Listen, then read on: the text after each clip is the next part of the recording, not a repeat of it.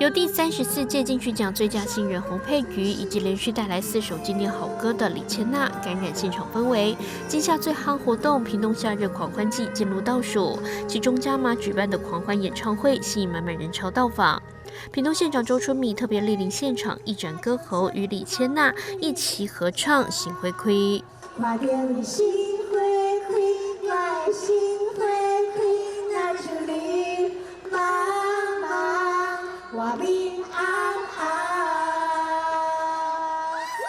屏东县长周春米宣布最新统计数据，屏东夏日狂欢季累计至今已突破123万人次，已然成为屏东县夏季品牌活动。透过丰富多元的游憩设施以及精彩的演出内容，吸引民众参与，带动周边乡镇观光人潮，可说是年年都有惊喜。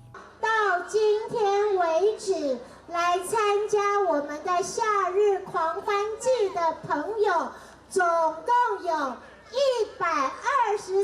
万人哦！掌声鼓励！你们大家都是其中一个哦。然后下礼拜还有很多很特别的节目，所以大家下礼拜也要来。那所以下礼拜如果大家来，我们突破200万人次，明年我们再来想想看，要怎么邀请千娜，要怎么来邀请所有大家喜欢的歌手，好不好啊？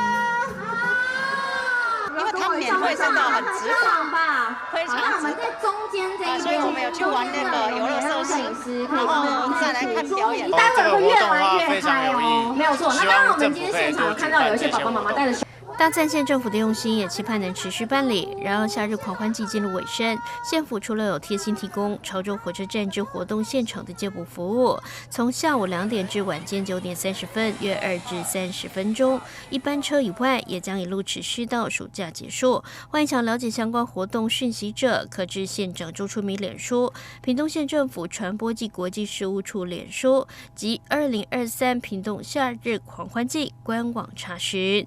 记者不一听张志豪采访报道。